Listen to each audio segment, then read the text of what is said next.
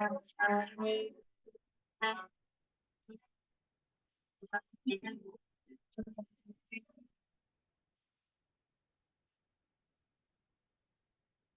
kind of example.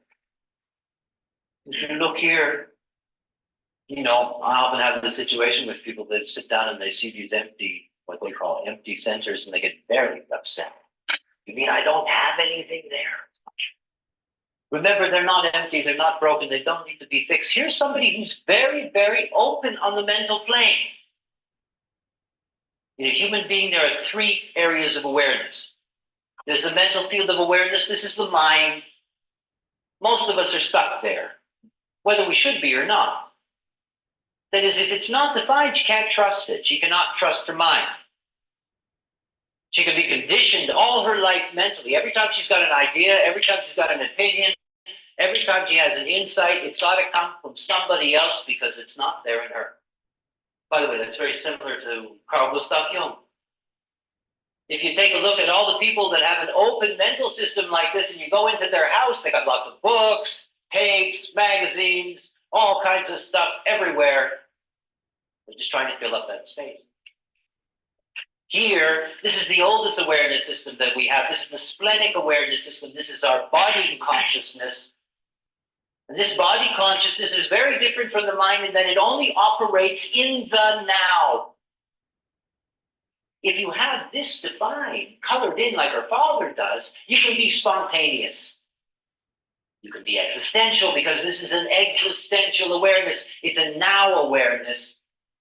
You go up to a door. You have an appointment.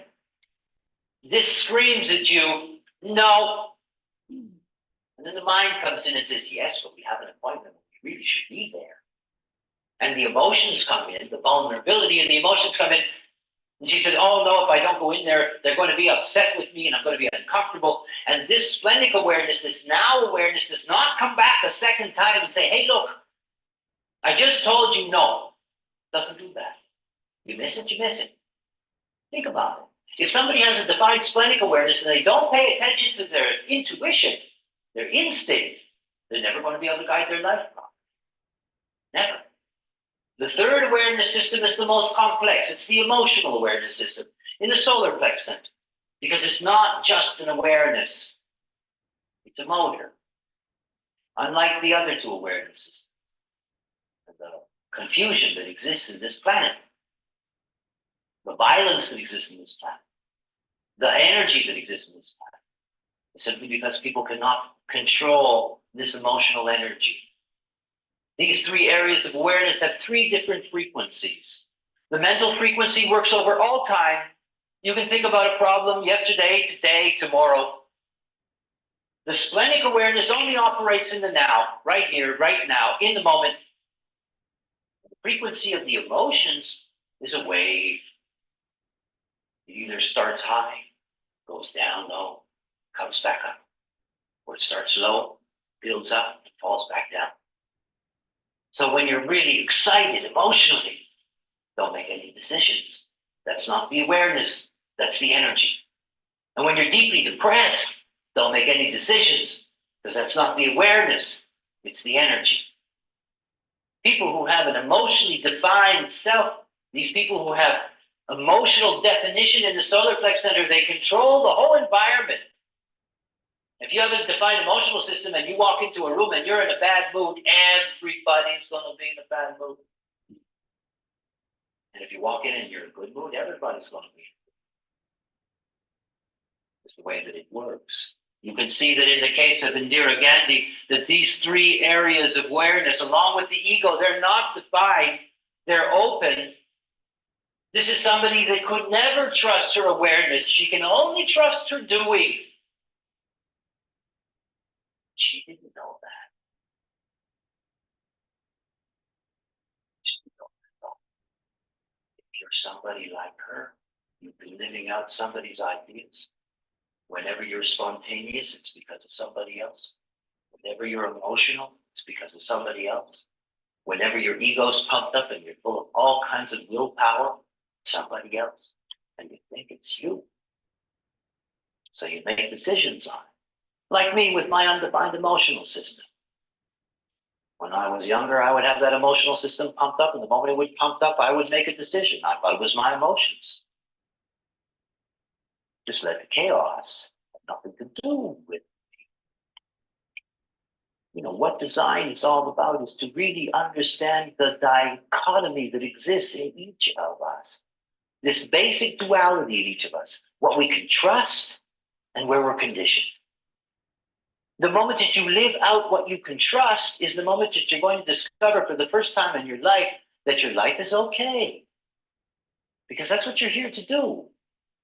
The test in life is how you deal with all this potential conditioning. Most people just get absorbed in other people. They get absorbed in their children, they get absorbed in their lovers, they get absorbed in their colleagues. And they lose all sense of identification. So whenever you're looking at your own design and you're seeing all of these centers that are open, remember something. Two sides to it. You can be deeply conditioned there so that your whole life is lived out based on somebody else. If I did the charts of all of you, and I did the charts of all of your parents, and I did the charts of all the people that you're close with now, you will discover that the charts of your parents and the charts of the people you're close with now have all the same connections to you. You're still in the same conditioning. It's time to wake up and recognize that, to see the difference, to know. And the moment that you can understand where you're conditioned is the moment that you are free of it. Not the energy. When people have powerful emotions and they step inside of me and I take that emotional energy inside, there's nothing I can do about it. But I don't identify. I don't suffer. And when I've had enough, I just step away and I break the aura. It's gone, period. An aura is about twice the length of my arm, going all the way around my body in every direction. You think about that. You think about where you live. Think about the room you sleep in. I tell partners not to sleep with their lovers. Very simple. You spend 1/3 of your life unconscious. Go to sleep in your own aura, wake up in your own aura. Otherwise, you're never going to know who you are. You're never going to even have a chance to know who you are. Because you're never going to be who you are, ever. Simple things. Simple things. The truth is always simple. All of us are always in a conditioning matrix. It means that you have to be very careful about the people that are around you. You have to recognize who's good for you and who isn't. You have to recognize that anybody in your life who is trying to change you is your enemy. Understand that. You cannot be changed. There's a gate here. Here's 15th gate. This is the gate of extremes. She's an extremist. And by extremist, what I mean is that she has extremes of energy. Sometimes she's busy. Sometimes she can't do anything. Now, when she can't do anything, the best thing for her to do is enjoy doing nothing. And when she's busy, the best thing for her to do is enjoy that. And if somebody comes up to her while she's lying flat on her back and she can't do anything and says, hey, you should really get up and do something, you know that she's got the wrong person in her life. And if she's running around like mad and somebody comes up to her and says, hey, you should really calm down, she's got the wrong person in her life. Don't allow anybody to change you. Don't allow anybody to change your basic nature. It means they have no respect for you. It means they do not love you. Human beings are forever getting themselves into relationships and then demanding that the other person change. It does not work that way. It will only lead to problems over and over and over again. You have to find people in your life that accept you for what you are. And if they're not there, then learn to wait.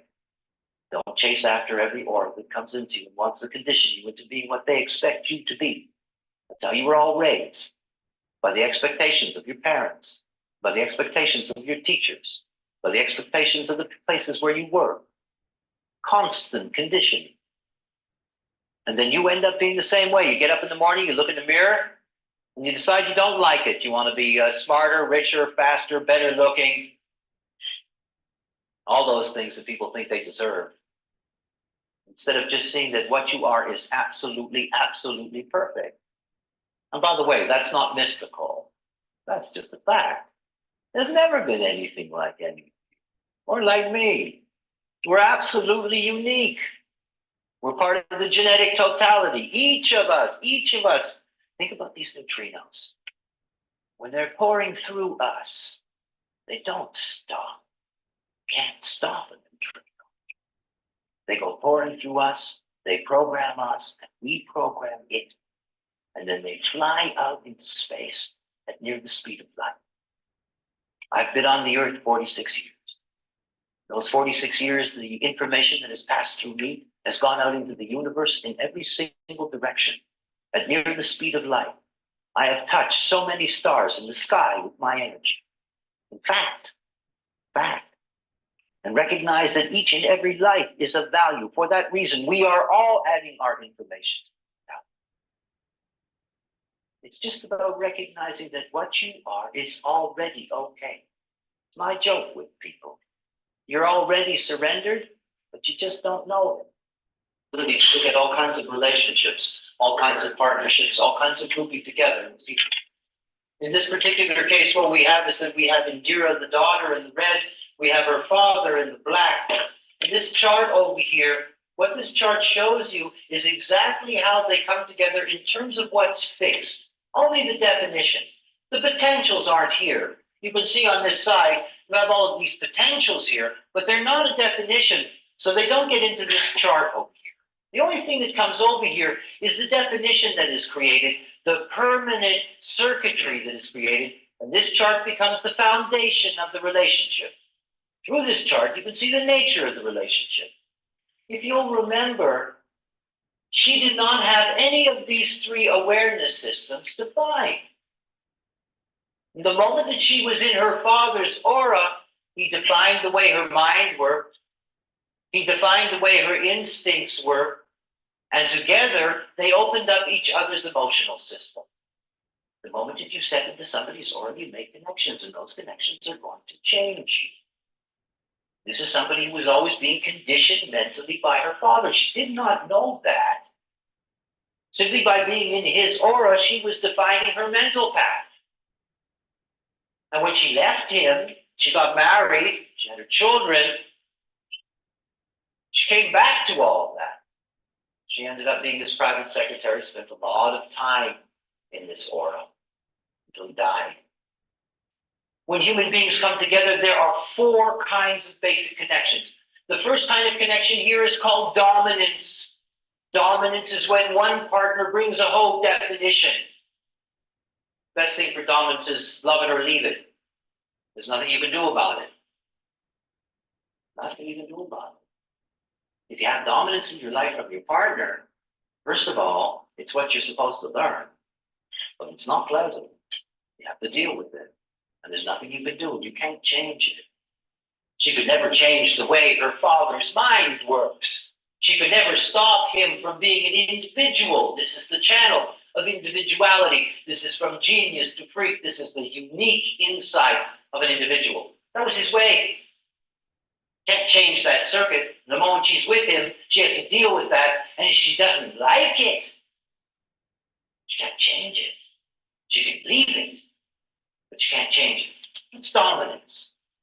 The second kind of connection is electromagnetic. An electromagnetic connection is when one partner opens up one end of a gate, the other partner opens up the other end of a gate. This meeting of each coming from the other side, this is the basic and fundamental dynamic in a relationship. This is love. This is also hate. It is attraction. It's also repulsion. It's the basic energy that fuels a relationship. In their particular case, this is in the channel of intimacy, the most intimate of the social channels. These are people that have a deep, deep connection to each other, a dynamic intimacy between the two of them. The third kind of connection is called compromise. This is a channel of leadership. This channel of leadership is very interesting. Coming out of the self, you have the seventh gate. The seventh gate is about the role of the self in interaction. Whether someone's going to be a general or authoritarian or a Democrat or an anarchist, all kinds of possibilities. And the 31 gate at the top in the throat center, so that it can be expressed, this 31 is the gate of influence. And when the role and the influence come together, you have the channel of leadership. Now, you can see in this case that the daughter has the whole channel. The father only has the beginning of it. He needed her in his life.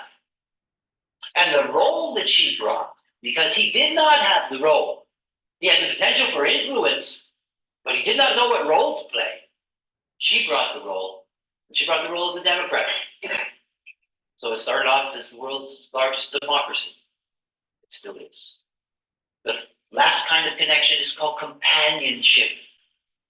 And you can see in this black and red coding, the companionship is when both partners open up a whole channel together. This is real friendship. This is the basis of a deep partnership and companionship between people because they both have the same path. They both have the same energy and potential to deal with the same experience. This channel happens to be the channel of succeeding where other people fail. It's something that they share together. Was this ability to be persistent, to stay with things, to be determined, and to be able to succeed, to discover what they need to discover to succeed. These four kinds of relationships condition our meeting with other people. The moment that you have the foundation is the moment that you can go over to this side and you can find all the smoking volcanoes. Because you see, this is never static. This is the foundation of the relationship. But the relationship changes in time. It changes when people come into the light. Let's take an example here. In the middle, this channel 2838, this is the channel of struggle.